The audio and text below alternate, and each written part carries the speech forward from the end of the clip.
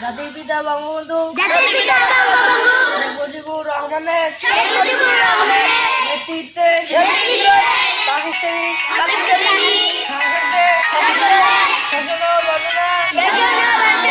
বিরুদ্ধে রক্তক্ষয়ী সংগ্রামের মধ্য দিয়ে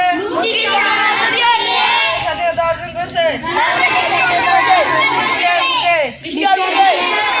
প্রতিষ্ঠা রয়েছে তার স্বতন্ত্রে জাতিসত্তা ঐতিহ্যবাদের শপথ করতেছি যে শহীদের রক্ত বিদায় দিতে দেব না, দেশকে ভালোবাসবো, দেশের মানুষের সার্বিক কল্যাণে সর্বশক্তি নিয়োগ করবো।